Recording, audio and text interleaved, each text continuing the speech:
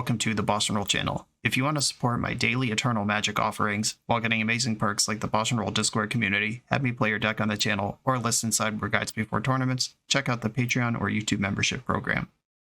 This channel is possible because of these amazing sponsors. Check them out, all their links are in the video description. As always, thanks for being here. Let's go play some Magic. Welcome back to the BoshNRoll channel. Today I'm doing another installment of the Bosh vs. Baron basement battle. This is a showdown versus content creator Ecobaronen, whose side of his matches will be available on his YouTube, which will be linked in the video description. The rules are we can't pick decks that are in the top 15 on MTG Goldfish. There are ways to interpret that, like last time Ecobaronen brought kind of worse versions of top 5 decks that technically fit the bill, but we talked about it, and hopefully he has some more wild choices this time around. All of these decks come directly from my community, my Discord mods. Shout out to my mod team. They set up a submission and voting window that lasts for the full month between these challenges, and everybody gets to weigh in. The first deck I'm going to play today is called Leopile.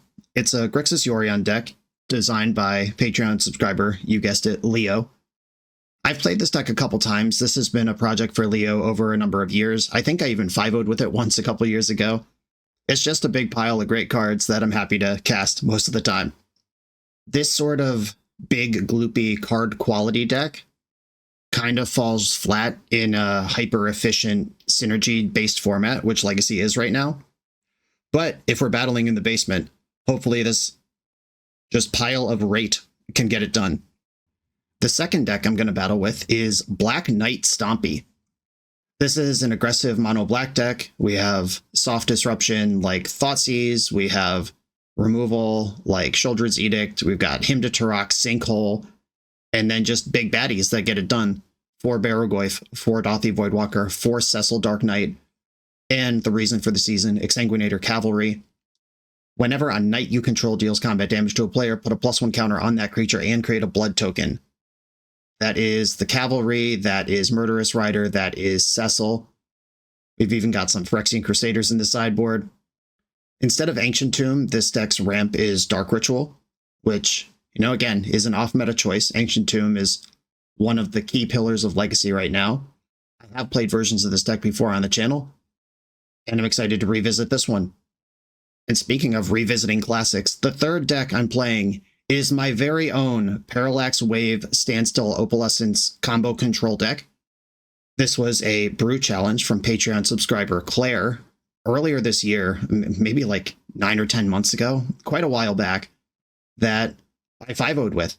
There were a series of bounties to unlock, and this was a brew challenge to start. Claire was like, I want to see Parallax Wave, and there's a bunch of achievements to unlock along the way. I unlocked all of them, including 5-0'ing the league, one of my all-time favorite videos I ever recorded, and the maniacs in my Discord just sent me back my own list.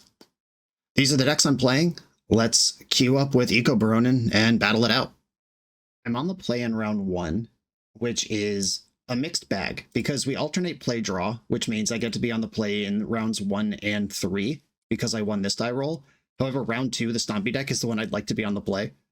A little bit of a, maybe I could have metagamed that better. Okay, a bunch of Bowmasters of Days Undoing. There are a ton of Surveillance in the deck. I will keep this. I don't know what my opponent's doing, and if Orcish Bowmaster is good against it, we're in there. Important to point out, because people will mention it in the comments, Days Undoing does not work with Orcish Bowmaster. This is not like a Bowmaster 14U situation, because the turn ends with all of the Orcish Bowmaster ping triggers on the stack, and they never resolve. The opponent has settled on 6 cards. I'll play a Surveil land, a Route to a Surveil land, Basic Mountain. A Painter is a top 15 deck, so I don't think I have to worry about that. Could be Burn. Burn has made a small resurgence. I think it won like an NRG series event or something like that recently, and it reminded people it exists. I'll take a Bolt. And I am going to play the Swamp here, because I'd like to get on board with this Bowmaster, basically, regardless. Like, I'm unlikely to use this fetch land productively this turn. What? Okay, so I checked with Andreas in the chat of what the heck, and he said sketchy one lander didn't materialize, and I asked, was that a scoop to hide information? Is this how you would play at Eternal Weekend? And he said yes. So we're not going to restart the match. I think that whatever he's doing that is an honest reflection of the range of the deck, unfortunately. Okay. I think he's on Ruby Storm. That would be my guess here. Or maybe some like mono red sneak attack business. But I'm going to treat it like a combo deck. Anoint with Affliction. These removal spells can go. I spent 2 minutes messaging with him to figure out what's up, so I have a short time to resolve this. Cling to Dust is fine. Hidetsugu consumes all, probably not. Kaito Dancing Shadow seems really slow. Do I go 0 removal? Like, go for the throat come out? I do have a lot of forces. Well, 5, so I have to think about my blue count a little bit. Lightning Bolt can go face and kill stuff like Bergie or Ral, if that's what's going on. Meltdown could kill some stuff. All right, I'm close enough here. Null Rod does not usually actually interact with Ruby Storm because the artifact their deck is based on doesn't have activated abilities. It's just a static ability. All right, I am going to 6, of course. Hey, Mulligan. Come on, deck. There are a lot of lands in here. Okay, I'll keep this one. I think Lightning Bolt and Kaito are my worst cards here. Just have the ability to interact and then play the game further. All right, you can't scoop to hide info this time, because then the match ends. Was I right? Ooh, what a twist. So it's Jeskai something or other. Okay. Very good hide of information. B-Storm. It can't be Jeskai Wizards, which is a deck I know Ecobaronen has played and has some successful videos of on his channel, because that is a top 15 deck. All right, game on. I'm going to go for Baleful Strix here. Hoo-hoo, Dak Faden. Party time. Strix is a 2-for-1, even if the one of the two is pretty anemic, like Beats for 1. But this isn't something that you want to spend Swords to Plowshares on. This isn't something you want to bounce with Teferi. It trades with a Dreadnought, if that's what's going on over there. Force of Will still in the deck. Prismatic Vista. So this is a slow deck with lots of basics. Yeah, I have one of those too. Unfortunately, I sent Kaito to the bottom, which would be bonkers right now.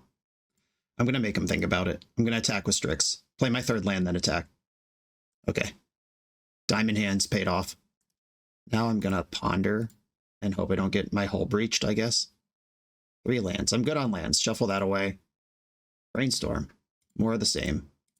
Loop it around. Make this hand good. Okay, I don't need 3 ponders. I'm going to put back one of the lands, one of the ponders, and then cast the last ponder. That was an exciting turn. Big energy. Lots of cards. Viewed. Oh, him to Tarak. My beautiful baby. Okay, I'll put Brainstorm in my hand now, and then draw him to Tarak, and then shuffle away Days Undoing. Felia. Oh no, this is my deck. And by my deck, I mean Pokemoki's deck that I played to the top 8 of the Magicon Atlanta Legacy Cup. It's got to be different, though, because I didn't have a mountain in my deck. Interesting. Okay, so blue-white, Riddler, Felia, Blink stuff, but with a red splash. Okay. Oh, yeah, there it is. The Rizzler. That's going to draw a card and then get scammed by Felia. A bunch of my removals out of the deck right now. That attack with Baleful Strix, actually devastating here. Him to Tarak looking real stupid versus this board that they just stabilized onto. Oh, no. And for everyone who, like myself, had a surprised and visceral reaction to that concession in game 1, where it was like, we've played 2 turns of Magic, what do you mean you're done? I'm boarded completely wrong. I've made all the wrong decisions with my cantrips, and as a result, my opponent has this Quantum Riddler stuff going on. Days Undoing is on top of my deck. I think I can start with a Ponder before I shuffle. That is more of the same. I'm going to shuffle this. Scalding Tarn. I am going to fetch Basic Swamp because Back to Basics is likely a feature of this deck. For those about to rock, discard 2. Island and Prismatic Ending gone. I don't think the island was important. Prismatic Ending might have been to clear Baleful Strix. They can just take their medicine and go aggressive. Like, I'm dead in 3 hits here, and flickering out Baleful Strix nets me a card each loop, but also pushes the damage. All right, Swords to Plowshares. Didn't need it. The Hymn to Turok might betray me because that gets the hand within striking distance of Quantum Riddler being a draw 2. Like if they just go land Ponder, that right now that Ponder draws 2. Brainstorm draws 4. Haha, you fool. All right, going for extra cards over damage because there was nothing super exciting to blink out there. I Consigned to Memory, I do have them in, and it is good against this deck. Because you can consign the return trigger off of Felia and the thing never comes back. Can he get one more card out of his hand right now? No. All right. Rizzler's coming back, just draws 1. This is not a Tameo flip. Thoughtseize. Right, I'm going to Brainstorm first. Oh my goodness. The no lands to all lands pipeline. You love to see it. Thoughtseize you. Again, I'm just feeding Quantum Riddler. That's why that card is so sick. Do I have any outs this game? I'm going to take Force of Will, and I guess I will continue playing. I'm going to fetch Basic Island and play Dak, and then I'll draw 2, discard 2. Dak's going to die here, but I can at least select a little bit. Bowmaster, that's almost the guy. Probably 1 or 2 turns ago, needed that. But with the plow in hand, even that's not super helpful. I do have Narset and Hull Breacher in this deck. If I play Hull Breacher and start targeting my opponent with Dak, they draw 0. I get 2 treasures, then they discard 2. That's one of the combos, one of the endgame situations. However, we are in a huge hole here because this Preordain's going to draw 2 cards thanks to Quantum Riddler.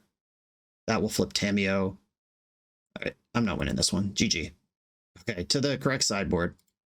The old basic Mountain Scoop, tactical play. Pyroblast coming in. Cling to Dust doesn't matter. Fatal Push matters. Go for the Throat matters. Baleful Strix matters. Force of Negation, terrible. I had my bolts in. I had my discard in. I wanted those anyway for sure. Surgical, real bad. Hidetsugu doesn't help me here. Kaito, we got to read this one. Up to 1 target creature can't attack or block until your next turn. 0 draw card. Make a drone with Death Touch. All right, yeah, a big chunky Planeswalker and a Control Mirror. Sounds good. Can I get these Barrowglyphs in? Just try to overload that removal. I think I want to do that. Consign to Memory is good versus various Felia tricks, but doesn't do much else. Do I actually want that? I like all my 2-for-1 spells. I like all my Planeswalkers. I like all my can't draw things. A Force of Will could win a clutch showdown. All right. I'm out on Consign to Memory, in on Barrowglyph. I did call out Consign to Memory as in a way to exploit Felia, but I just brought in Go for the Throat, Fatal Push, Baleful Strix. Those are all ways to battle Felia as well. Just going to do a quick pass over these 80 cards, make sure I didn't miss anything really important. All right, game on. Toxic Deluge is an option. They are a creature deck. Nah, I got other removal. Let's do it. All right, keep. I like Strix, I like Bowmaster. Days Undoing, kind of whatever, but there's a bunch of payouts for it. I'm going to Island Pass. Preordain. Bottom, Preordain. Love to see it. All right, now Days Undoing has wonderful text, which is blue. Narset, Days Undoing has real text now. Now I'd like another blue card. Put all these hooks in. Blue-white, that indicates Felia to me. I'm going to... I could buy Yorion. That's a long-term play, though. I'm parking Baleful Strix in front of Felia. We're not doing that shit again. Containment Priest, That's part of the combo. Containment Priest, Felia flicker stuff out. But you usually lead on Felia, then follow with Containment Priest, because doing it this way delays the action by a turn. Teferi. That card is not very good versus Orcish Bowmaster, but it's very good versus Force of Will. I'm going to play Bowmaster in response. I'm going to put a point on... He's not going to attack this turn. All right, put a point on face. And then, do I want to scrap through this thing? It resolves. This is a risk. Like, if I had a different blue card, I would be pitching it to force here, but Days Undoing Narset are my combo. So, what am I looking for? All right. I don't want to do this. I could Brainstorm first and then still do other stuff. I guess brainstorming away this Force of Will is fine at this point. the multi-Narset bonus. I put away Force of Will, Baleful Strix. There's a Strix on top of my deck. I can remove it whenever I need to. I'm going to play Bowmaster and ping Teferi for 1. I ping Teferi for 1, then attack Teferi with Orc Army and Baleful Strix. They either lose Containment Priest or Teferi can't bounce, and even if Teferi can bounce, it won't survive. I decided they don't want Containment Priest anymore. Cool. Obviously, I don't love a Teferi being in play, but double Bowmaster bearing down on it is pretty serious. A Wrath of the Skies here would stink, but I haven't really shown him this angle of the deck yet. I don't know if Wrath would be in. I think between the two of us, he's the beatdown, but I am currently beating down. Okay, there's a Baleful Strix on top of my deck. I think I'm okay with that being there. I'm going to attack Teferi just with Strix, as this is such an obvious Felia that I'm not going to sacrifice a Bowmaster to it. All right, Teferi's down to 3. I'm going to fetch an island and play Strix. This shuffled away the Force of Will that was on top of the deck. Big Strix. Something's happening. Something's not happening. My deck has Lightning Bolt and Pyroblast in it that can finish off this Teferi. Dress down. Okay. Strix will not draw a card, but opponent did just tap out of Spell Pierce. It's going to cost 2 cards to fight this Narset. Basic Mountain Narset. We're in there. All right, digs. Lightning Bolt and Thoughtseize. I want Thoughtseize. I'm going to punch this Days Undoing through next turn. That's the plan. Plowing one of my Bowmasters. Okay. I mean, he's definitely behind, but we'll see if there is a bigger like combo pivot to this game plan of his. Hasn't played a land in a while. Like, I'm winning the land drop battle, which is really important in Control Mirrors. Ooh, red mana revealed. Pyroblast switches this game up pretty quick.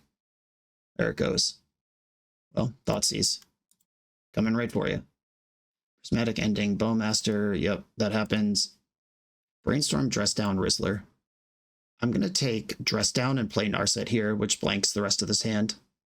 Dress Down, Narset. Activate. Go for the Throat, Hymn to Turok, Ponder. I think I want Go for the Throat. Attack Teferi for 2. And I'll pass. I'm in the position I want to be in. I gotta dodge like a Snapcaster Mage or a second Pyroblast. Plusing Teferi. Land. Alright, we're just gonna play 4/5 creature that draws 0 cards. That's why I kept Go for the Throat. Alright, I can do it all here. I'm gonna kill Rizzler. Attack Teferi for 2. Opponent has 1 card in hand, it's Brainstorm. I'm gonna make it a different random card here. Like, opponent gets to draw a fresh one that's not Brainstorm anymore. Like, I did unlock one, but I draw 7 here. We got the GGs in the chat. All right, a non-game game 1 where he was hiding information, which worked because we ended up playing a pretty poor game 2 because my deck was wrong, and then game 3 is actually great. A solid match to start this set. The BoshNRoll channel is brought to you by Tales of Adventure.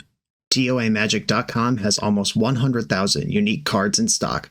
They offer free track shipping on every order, plus next day or 2-day options when you have an event coming up fast. They offer on-site pickup at major Magic events throughout the US, so you're never scrambling before your tournament. Stop by their booth to buy, sell, or trade at upcoming regional championships, Magic Con, Spotlight Series, and more. I love their selection of individually scanned high-end cards that show you exactly what you're buying. And the best part is saving 5% on every order with promo code BOSH. From Ancestral Recall to Zombie Master, get what you need quickly and in one place at TOAMagic.com. Eternal lives here. I'm on the draw in the second set, like we said.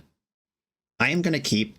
I don't have Dark Ritual, but with Dark Ritual being the only ramp, like, this is not a take on the deck that has Ancient Tombs and Chrome Moxen. There's no Chrome Mox in this deck, right? No, okay, just checking. All right, Chalice on 1, pretty poor against my deck overall. I'm going to play Bloodstained Mire. If this Chalice is followed up... I mean, this can't be Red Stompy. We're doing a basement battle, so I don't know what the follow-up here would be. But basic Swamp is all I do. Oh, yeah. All right. White Stompy, I guess. I'll get a Swamp. And, you know, this deck full of basic lands. Pretty good against Archon of Emeria. We both put our Stompy deck in the middle, it turns out. This is a matchup where I would board in 4 Barrow Glyphs anyway, but I just have them in the main. It's going to be up to my opponent to to have good follow-up here. Ooh, Simian Spirit Guide. This could be Boros Initiative.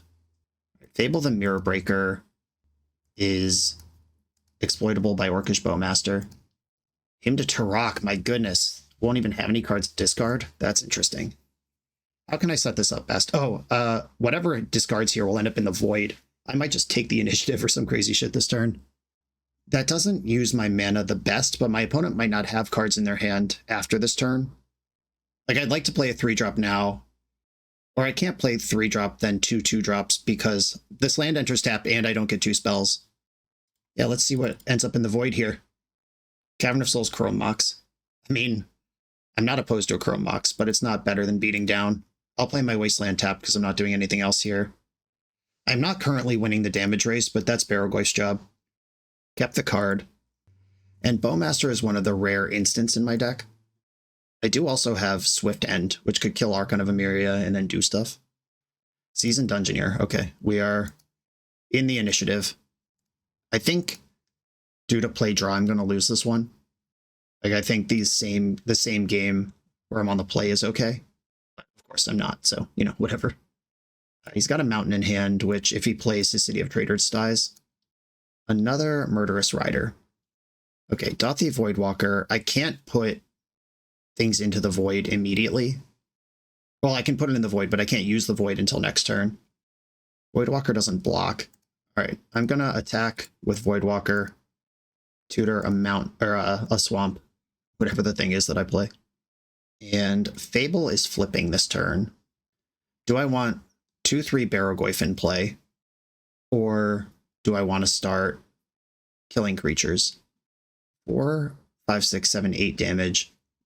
I do need a lifelink creature in play. Right, I will take the Barrogoyf. It's going in. And I think I want to Wasteland Ancient Tomb. Or I could double spell next turn. Like Bowmaster, something on my turn plus Bowmaster on theirs. I don't think I'm going to gate mana here. A Reflection of Kiki-Jiki will be deadly next turn. I've at least stopped the Goblin Shaman from getting in with this Barrogoyf. Unfortunately for me, that's not very important. Lotus Petal, that's going to be in the graveyard, or in the void. The void's actually pretty awkward. It's made Barrogoyf a lot smaller than it could have been. I'm at 7. You get the thing, which gets to Forge. And then the next time they get the initiative, or in their upkeep, I take a Trillion. Did you draw a spell? Or are you sitting on bricks over there? Kind of need you to be sitting on bricks. Chrome Mox. We're just putting that into play. This indicates to me that Broadside Bombardiers is in the deck. Okay, how do I sequence this so it is good? I can attack with Dothy Voidwalker, put counters on Barrogoyf, play Bowmaster, hold up Murderous Rider. I lose 2 life when that happens, which is not ideal. All right, well, I'm attacking with Dothy Voidwalker. That part's happening. Then I'm going to Forge onto Barrogoyf. That's my big boy. And then I'm going to play Orcish Bowmasters now, deal 1 to my opponent. And I don't think this game is winnable. All they have to do is attack with Archon, because Murderous Rider loses 2 life as part of its resolution. So unless they attack with a ground creature somehow, yeah, the trap is just 1 turn too advanced here. I guess I could have gone removal, block, or removal, block. I guess if I attack with Barrogoyf, I'm at 9 here. Yeah, maybe I just didn't do the math. And the attack, like, this is actually just checkmate. I need my opponent to mess up here with the Reflection of Kiki-Jiki. Like, if he gets aggressive and copies pre-combat, I can get not really a 2-for-1, but kind of a 2-for-1 off the removal spell. But if he just attacks, recognizing I'm dead to the attack, and then I'm also dead if I cast a spell. Protection from red and white. That sounds useful. Feed the Swarm. Life loss isn't great, but okay. Long Goodbye. Archon of Emeria was a big part of that game. I'm not totally convinced on Feed the Swarm. Okay, Fatal Push. I like Thoughtseize on the play. I'm not trying to sink anyone's hole here. Voidwalker was good at poking the initiative back and forth, but it's not a meaningful combat object, which is what I needed. Dark Ritual, like, all of these 1s can be a little tricky versus Chalice. and I have no way to remove a Chalice. But I also showed him 0 1-drops that game. And I guess most of his creatures are going to deal as much damage as their mana value if they stay in play. That might be a cost of doing business. I could go minus a Thoughtseize. That's another thing that deals damage to me and is pretty bad in the mid game. I would like one in my opening hand, but not another one after that. All right, I have Phyrexian Crusaders and some extra spot removal here. Okay, let's do it. On the play with a Thoughtseize. This is how we want to do it. I'll keep. And I'm going to fetch right now.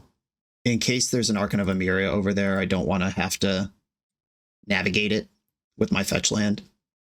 All right, yeah, there is an Archon. There's a Chrome Mox. This hand actually barely casts spells without Chrome Mox. The Cavern doesn't cast Fable or Fourth. I'm taking the Mox. Yeah, Chrome Mox pitching Fourth would have been really good there. Turn on perfect mana for the whole game. Basic Plains from the top rope. All right, I've got a Cecil for my mana here. I could also Edict now, untap, play Exsanguinator. Is they're going to play Archon this turn. All right, yeah, I don't think Cecil is better than... Or, no, I can play Cecil, then Exsanguinator next turn, Bash, get the Knight bonus, and I can just ignore Archon for a turn or two. Ancient Tomb, Archon of Emeria, and we reveal the true nature of the deck. Exsanguinator Cavalry. This might draw the Solitude. Attacking with Cecil. This does have Death Touch. Solitude pitching Archon of Emeria, so 4th Aerolingus, Fable, Cavern is their hand right now. No castable spells, but that could change quickly. Cecil will wash out the 2 life I just gained. He hurts me when he hits. No mountain, no mountain, no mountain, no mountain. There's Cavern, okay. Did we draw a castable spell? Cavern on human. And we're just poking. Sick. Feed the Swarm is a removal spell. So is Murderous End. Swift End. I can't flip Cecil this turn. I can flip him next turn. All right, I'm going to pass with multiple instant speed removal spells available. And I really don't want my opponent to draw a mountain. Karak is shit. My card's a legend. All right, well, I'm going to kill this. It's a legend on the front and the back, unfortunately. This one's not. This is a lifelink creature, and it's a knight. Hakon can only be cast from my graveyard, which is kind of memey. What am I supposed to do? Thoughtseize myself to get that there? Oh, blood tokens. That's what they want me to do. I get the joke. I get it. All right, I'm going to cast Murderous Rider.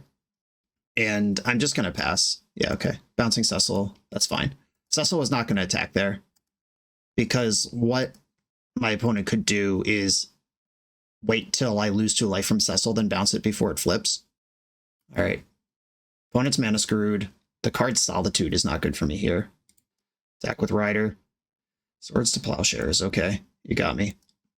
I am not going to play Cecil because taxing the mana doesn't matter, and I actually do have 2 mana, or 2 spells worth of casting here.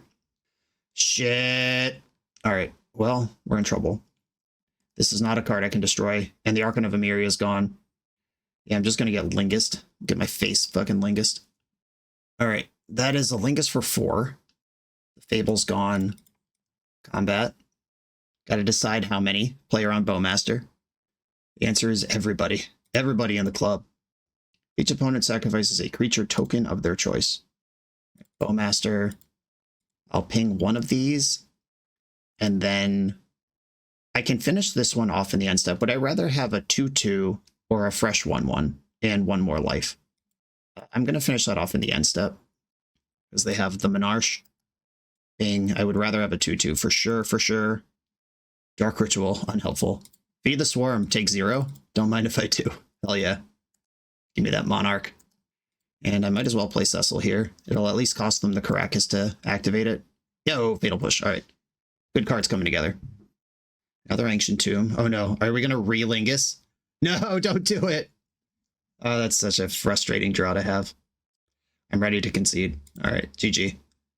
That is 13 horses. I can block functionally 2 of them. Yep, not even close. All right, GG. On to the next round. This video is sponsored by Moxfield.com, the easiest way to build Magic decks online. Moxfield supports over 30 formats, including Legacy and everything else you'll see on this channel.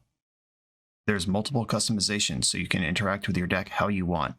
Views such as text, grid, or stacks, and groupings like type, subtype, color, color identity, even artist. The site offers light mode, dark mode, and so much more.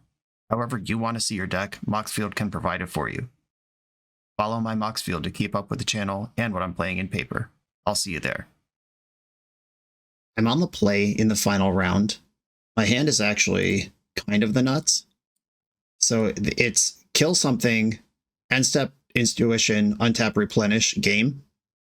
I would get Opalescence, Parallax, Wave, Parallax Tide. And that exiles all my opponent's creatures and lands for the rest of the game forever. Noble Hierarch. Alright, so are we Infect? Oh man. I would like that card normally. Tundra. I am going to kill the Hierarch because I'm trying to curve out into this Intuition. But if they are Infect, this is a matchup where it's not always right to bolt the bird because they have like 12 ways to actually win the game. And so many of their cards require them to have a 1-drop or a threat in play. Listen to me just assuming it's Infect based on a Noble Hierarch. Let's see if I'm right. Ponder, okay. So that rules out Blighted Agent. This is a Daze deck, unfortunately. They're not maxed out, but they do have some. Another Hierarch, okie dokie. Well, I'm not dead on board. Knowing that they are the deck they are, now I'm still going to try to send this Intuition. If that baits a counterspell, I'll take it, then I untap Ponder, use my removal to do stuff. Right, Infect confirmed. There's a bunch of ways to keep that thing alive, like Legolas's quick reflexes and such. Alright, I'm going to Intuition in the end step. Okay, I have options that are like, just get 3 plows here, but they have Inkmoth and the other guy. So I'm doing it. I'm going to go Wave, Tide, Opalescence. We're just pre-moderning it out here. And the cool thing is that they probably just put Opalescence in my hand, but then Replenish is excellent. And it's going to come down to a counterspell, basically. If the hand is pump spells, and even like Legolas's quick reflexes or Vines of Vastwood, I can beat here. Because I can wave on my turn, draw that out, then wave on their turn. Or, yeah, wave, right? Not Tide. I put Parallax Tide in my hand. Okay, I'm going to play Parallax Wave here. That was a great draw, because this will bait a counter, and then I can replenish all of them next turn. All right, wave out the Blighted Agent right now. You spend a card to protect it. Like, he needs to protect it on this turn, and then also protect it next turn. I could have waved out Noble Hierarch. Maybe I'm supposed to. I was so focused on the Inkmoth Nexus. All right, so this is Awake. Must have a protection spell. Like, Quick Reflexes is the one you need here. Yep. Can't even respond to that. Do you have 10 damage here? And Big In, that's 6. Start of combat, I'm going to wave out the Noble Hierarch. That saves me 1 damage at least. Yeah, if I had just done that in the upkeep, opponent doesn't have a mana here, but if it's... Or in the end step, if this is Invigorate, it doesn't matter. Yep, I fucked that game up. That was 100% on me. Yeah, opponent won the game by 1 life. Dang it. Alright. Stupid, but okay. Seal of Cleansing kills Inkmoth Nexus. That's an option. Harbinger of the Sea is actually deceptively good against decks like theirs. My main deck is mostly built for creatures. Not that I'm really built for anything, but Teferi's excellent. Swords of Plowshares is fine. Not really in the market for a Consigned in Memory. I actually have very little for this matchup. So here we go. This hand is very bad. I'm going to mulligan it. This hand is reasonable. I'll keep. And I'm going to get rid of this cast out. That is not what we're going to be doing. I have to fetch Tundra here to make sure my game works. Force of Will and a bunch more lands. I'll take that. Put him in the standstill. Noble Hierarch. I'm not gonna fight over that. I have Shark Typhoons in my deck. Like, I'm on a 19-turn clock here. All right, let's actually look at this. I have 3 Shark Typhoons that can stabilize under Noble Hierarch. All right, I'm not gonna stand still yet. I have Counterspell up and Force of Will. I have a Wasteland that can keep Inkmoth Nexus off my back. There it is. All right, Counterspell that. I will go to the mat on this one. Just pitch my whole hand to make sure this thing doesn't resolve. Force, pitching Force on this Veil of Summer. Right, Bladed Agent is dead. And I'm drawing a fetch. I'm going to go Wasteland, Standstill. I'm taking my bet here. 18 turn clock versus Noble Hierarch. Waste the Ink Moth. Another Ink Moth is terrible. Oh no. Alright. Well, I'm pretty fucked here. This is why Standstill doesn't get played anymore. Cards are just better than this now. I'm on a 5-turn clock. I just went from an 18-turn clock to a 5-turn clock because of this Ink Moth. How many Wastelands do I play? It's not very many. 2. Alright. There is a Meticulous Archive I can fetch here. Also, when constructing this deck, I only put 2 Standstills in it because I recognize the card's pretty bad, and here they both are together. The funny thing here is, if he has Legolas's Quick Reflexes, he could just bully through the Standstill. If he wants to just win this turn with Quick Reflexes into Berserk or whatever, he can. Alright, so going for it. I cannot respond to this. I drew Brainstorm and some lands. So that went about as well as it could. Am I dead? Invigorate. I'll Brainstorm in response, see what we can do. Swords to Plowshare is no good. It has to be Force of Will, and it is. Wow, alright. When do I want to hit the button? This is 6 damage. Force the Berserk. Alright, I take 6. And Meticulous Archive. Shake it up here. Shark Typhoon, oh my god. Are we going to get this game? We're going to turn it around. Inkmoth Nexus is awake. I'm just going to ram Shark Typhoon into this. Engage it in combat. This doesn't naturally have trample. So Berserk is the thing that gives it trample in the deck.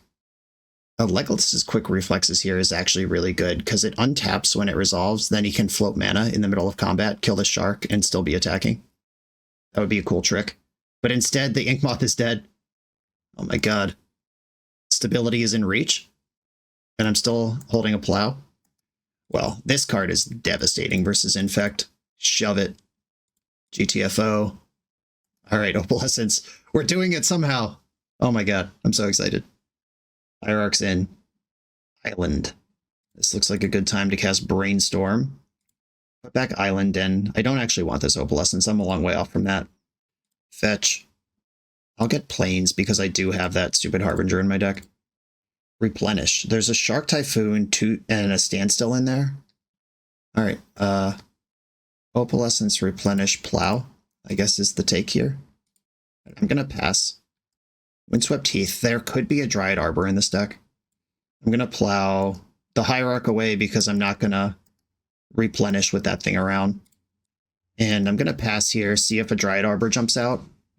The problem with Shark Typhoon plus Standstill is I don't really want to cast spells.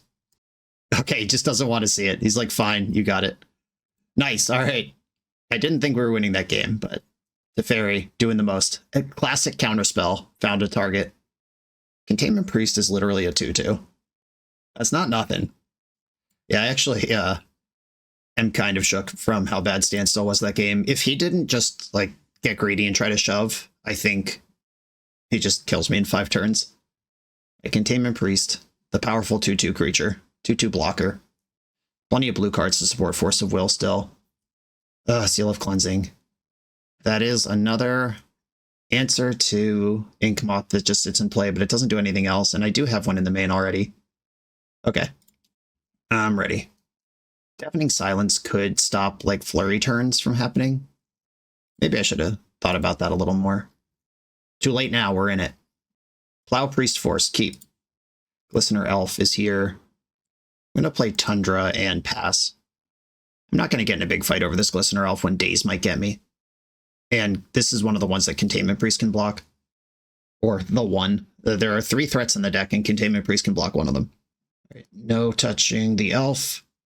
All right, the follow-up threat starts to become a concern. I'm going to force pitching Intuition on that one. Containment Priest versus main phase Plow. All right, I'm just going to Plow right now. When none of the green things that save it can work. I fended off 2. There are 12 threats in the deck. Oh yeah, I love when Infect passes the turn without a play. Okay, Meticulous Archive could work with Brainstorm, but I think I'm just going to play the card. Parallax Wave. Do I want that in my hand or do I want it in the graveyard? I guess it goes to the graveyard eventually, so yeah, I'll put it in my hand. If they counter it or if it fades, both instances work for me. And the Containment Priest boarded in randomly just deletes their stuff forever. Listener Elf, you're in there. All right, I'm going to go for Priest in this end step. If I get Dazed, that's a Daze that's not being targeted at Wave. All right, and after some hesitation, Wave. All right, Daze confirmed. That's... Oh, this isn't Replenish. This is Opalescence. What am I even talking about? I thought this was Replenish in my head. All right, I could lose here. Shields are down. I do have a blocker, though, but Berserk famously doesn't care much for that. And yeah, Legolas's Reflexes is a removal spell.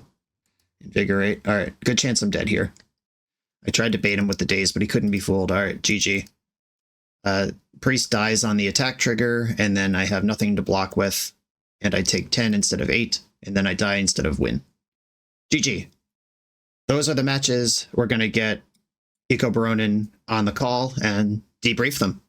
The BoshNRoll channel is proudly partnered with the Resleevables.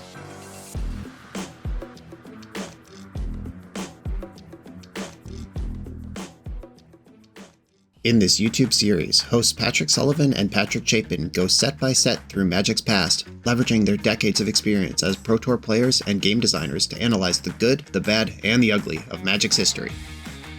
Each episode is a deep dive into the facts, mechanics, cycles, trivia, decks of the time, and historical context of the set. The hosts dig into notable cards of the era and their lasting impact today. Each set gets an award show where the hosts pick their favorite cards for categories such as Best, Worst, and Weirdest. And finally, give a letter grade for the set's overall success.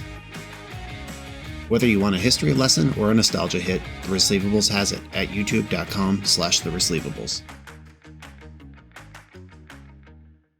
All right, it's time for a recap here of the basement battle. I believe this was our third go at it, I think. Yeah, third one.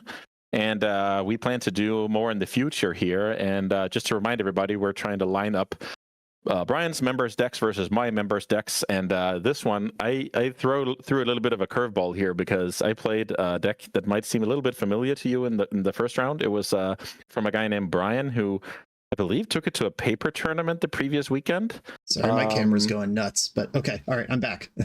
Looks like you're there. Okay. Maybe you should talk to me a little bit about that deck because it was suggested to me and I tweaked it just a tiny bit, but it was staying true to your idea at least. Yeah, the game one just like mountain concede was certainly like, what just happened there. And yeah. I put you on Ruby Storm because that's a deck that would keep a speculative hand, doesn't really want to mulligan low, has a basic mountain in it, and then so it was a really smart concession to hide that. I just had in all of my graveyard hate, combo hate, whatever in my hand, and then you're no Pyroblast, right? Yeah, no Pyroblast. Most of the removal was out. I left in my bolts because they can go face, but you know how it is. And then having the Tundra Spell Pierce on my turn one Thoughtseize in game 2, I was like, we've been tricked.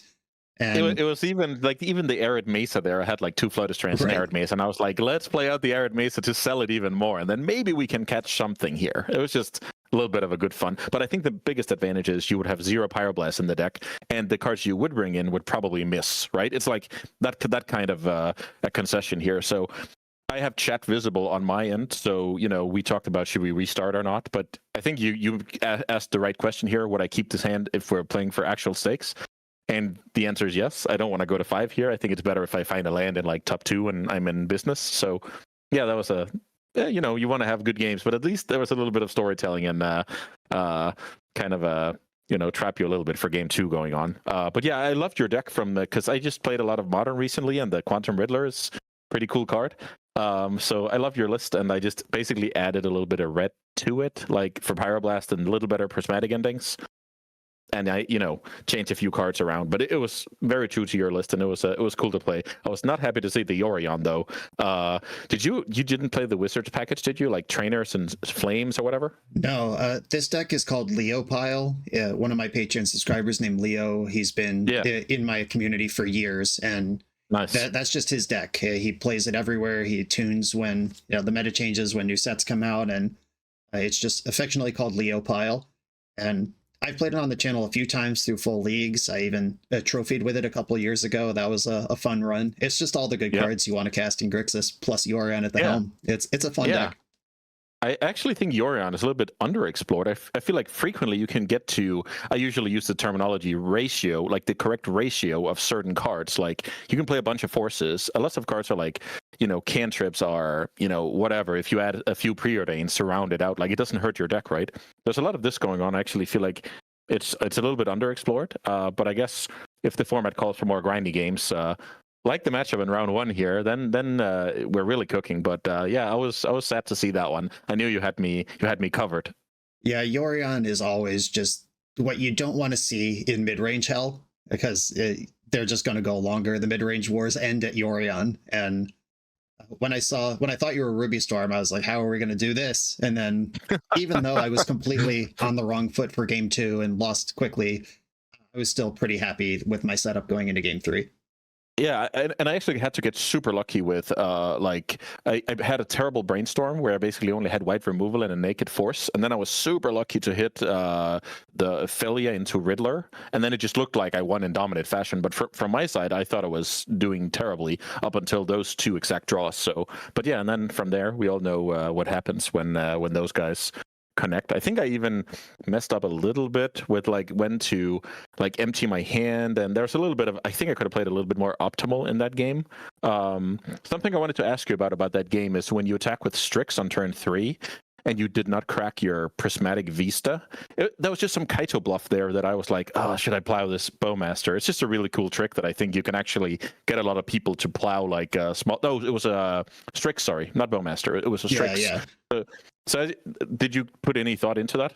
Yeah, the attack was playing my land pre-combat was obviously a Kaito bluff. I was not on the level of fetch after blocks. Like as soon as you didn't do anything into blocks, I was like, okay, you didn't fall for it, and I just moved on. But yeah, I think the fetch would have baited your. I actually think if you fetch there, you will get a lot of people to jump the chair, because especially in a matchup like this. Yep. Yeah, that's a great look. And when I'm flying by the seat of my pants playing these silly decks in a silly situation, so I'm usually trying to even remember what's in my deck. And yes, for sure.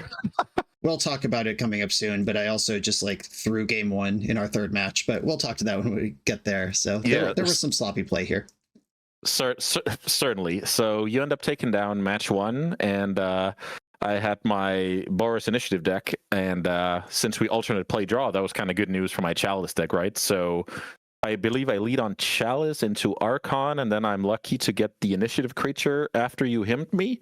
That's from your POV. Let's see, what did you have going on there? Did you play? What did you play turn 1? Cecil? No. No, guys, you had Chalice. My hand was just 2 swamps, Bowmaster, Voidwalker, Barrogoyf, Exsanguinator Cavalry. It was just the spread. I didn't care about Archon. I didn't care about Chalice. I didn't care about the possibility of Blood Moon. There were so many things I didn't care about there. And that deck just has 4 Barrogoyfs in the main, which is what I would like to do against a deck like yours out of the sideboard. And I'm set up for it. And it did come down to, I think, 1 life point at the end. I had the removal spell. No, you played it correctly, but if I have the removal spell that loses 2 life, and I'm at 7, and you're about to go into the dungeon that deals 5 to me. So there was I was just locked. I think maybe I'm supposed to attack with Barrogoyf on that last turn and just gain 2 life. And yes, because then the math is more complicated for me, right? Because I won because Archon is 2 and the trap is 5. Right. So I didn't have to activate. You didn't even put me into the sweat here. I could actually just play it safe. Yeah, and you had the Fable, and you're a strong player, so I don't expect you to do this, but a lot of people just get excited and they're like, I'm going to copy Seasoned Dungeoneer pre-combat, attack for 1 million. And Yeah. you had it won without that. And if I make a move of any kind, you just copy your guy and I lose.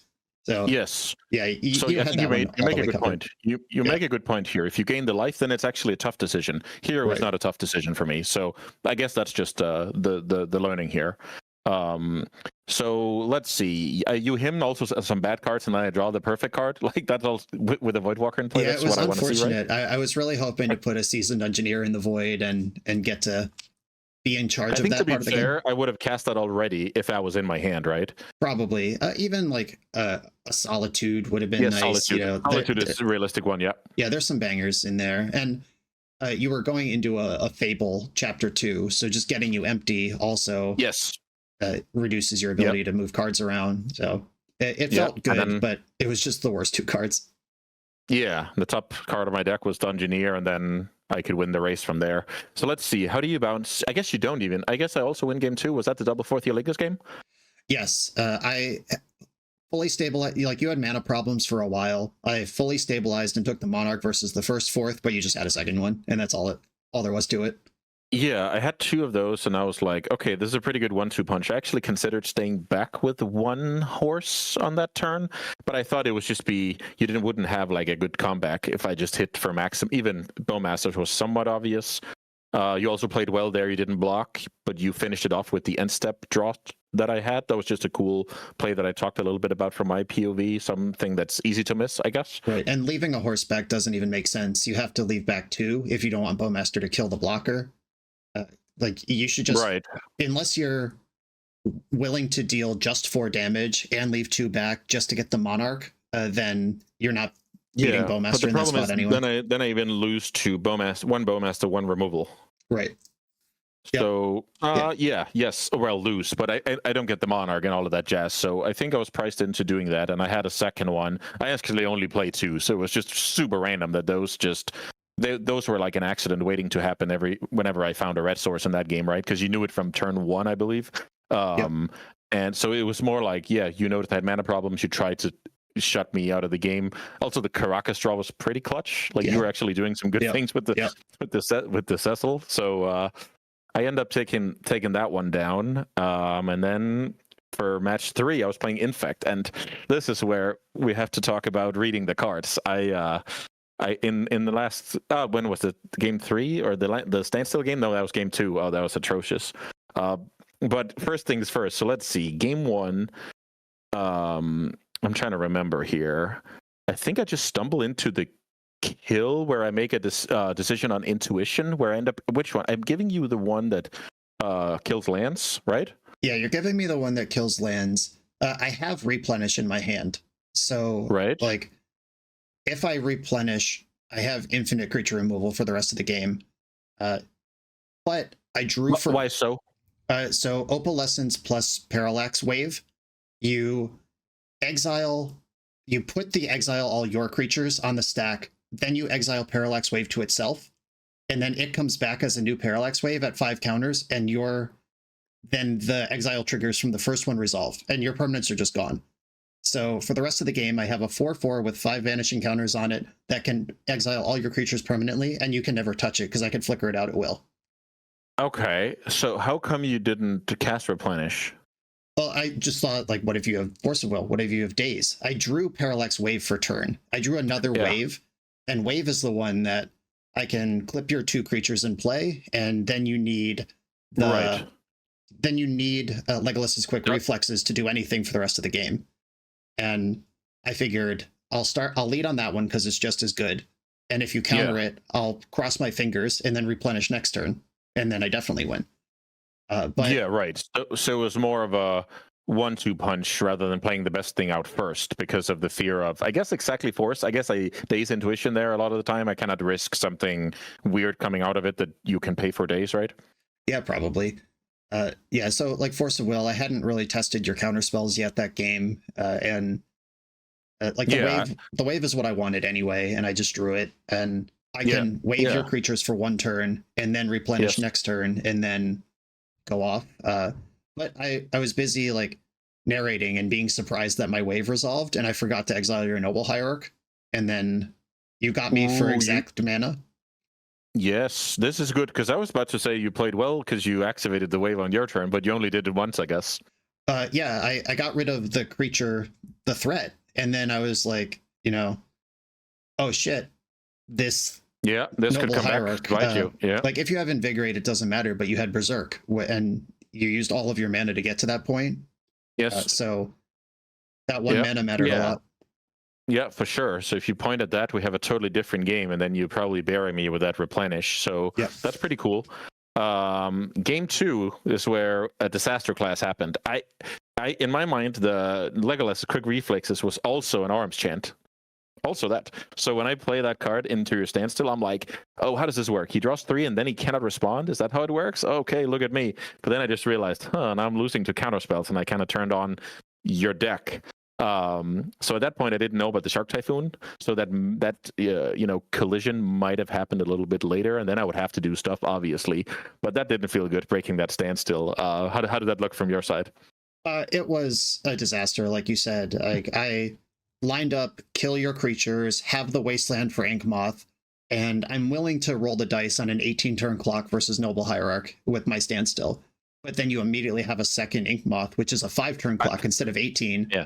And then you just bust it. And my draw right after standstill was the other standstill. I only play 2, so I'm wasted. And you set me free, and then my Brainstorm found the 3rd Force of Will of the game. So it was a miracle, but there was definitely some oops action in there. I like my odds a lot better at attacking for 2 every turn instead of doing that. And then if you eventually cycle a Shark and I learn you play that card, I'll have to do something, right? So I basically just gave up percentages, and that can certainly cost you. So, right. But this is also for entertainment. So we got a game 3 out of it where I think I have the nuts, but this is where you show the mastery. I play turn 1 Glistener Elf. I have Daze. I have double Legolas's Quick Reflexes. How can I possibly lose? You let it resolve. You play a land and you pass. I attack for 1 poison. Then I play my Agent. You Force a Will. Laugh at my Daze. You untap. Play a land, you plow, you laugh at my Daze. So now I'm all dressed up but nowhere to go, and I luck out and draw a Glistener Elf for the anticlimactic finish. Right. That was so great. Like I'm gonna watch that from your POV. So how did it go? Like what was the logic here? I mean, it's exactly what you said. I know you're a Daze deck. I know you're a Legolas's Quick Reflexes deck, and if I don't have to die to these cards, I'm not going to. And I can take 9 poison before I have to be worried. So if you chip shot for 1, that's not a reason to panic and Swords to Plowshares. Like, I'll take it. You could invigorate that. I'll take it. You could, like, I'm not gonna plow into Daze until you have 10 poison coming my way. And it's just, it's not really challenging. Like, not to not take credit when I make good plays, but if you've played a lot of Legacy and Daze, the Daze is a card. You just can stop losing to it if you want to. Yeah, I also will say, Infect kind of makes it quote unquote easier to make those plays, where normal Delver, it's like, these 3 damage, they could end up mattering, right? But here we actually know that this deck runs out of gas. This deck is like, I have to invest pump spells and stuff like that. So maybe this play is easier to make against Infect because the cushioning you have to work with. I don't know. What do you feel about that? I guess you play more awkward into Daze against Delver than this deck on average. I mean, this is the conversation over the last 6 years, right, of Modern Horizon sets. Like, what is that 1-drop creature doing? Because I'll take 6 from a Delver to make sure I don't lose to Daze. That's no problem. I can't let Ragavan ramp twice and flip 2 cards. I can't let Psychic Frog go nuts. I can't let Tameo flip. There's all these busted things that slot into the Daze shells that if I have 20 life to work with and I know what the clock is and know how many bolts you might play or how many pump spells you might play, we can just do the math and decide when it's time to go. It's pretty easy to navigate that, but when you're banking clues or threatening Brainstorm or straight up drawing cards, it becomes really untenable. Yeah, then things the sense of urgency is higher to simply just to get it over with, because the alternative is to like lose slowly and stuff like that. Right. That makes a lot of sense, and I think it's a good mindset to that. It's just so present in Legacy, right? Like you don't want to get dazed. And then there's some line to cross where, because you in this game you played a lot around daze, and then I end up, I believe, dazing a parallax wave. Was that this game? Yeah. You played around daze, and then you get dazed on turn 4. So there's also something to be said there. Obviously, the alternative is to die against this deck. So right, but that did look a little funny. And I fed you the Containment Priest, trying to see if you would daze it, because you have one of the only threats in your deck that's actually blockable in play. And like I feed you the Priest, and maybe you're like, oh well, I can win next turn if I daze this. But you can win next turn even if you don't daze it, because you have the quick reflexes to kill it. So you just had me beat there, but like I could have played that Priest around daze on the following turn and just tried to flash it in during combat or something like that. But I like your play a lot, because you're actually baiting me in on 0% of the time to cash in that daze, right? Right. Like he's got 4 mana. Am I ever going to daze anything ever again? Maybe we take this out. Like that was intentional, and you didn't fall for it. Yeah. That's just another good thing to highlight, right? That your good play can get countered by a better read, and vice versa, right? That's just how level Magic works. And that was a sweet one. I also realized during sideboarding that Veil of Summer against the Intuition is 1 mana Cryptic command, right? Yeah, that's pretty rough. I do remember some gifts ungiven shenanigans back in the day that got stopped by, what do I know, True Believer or some nonsense in Vintage that came up.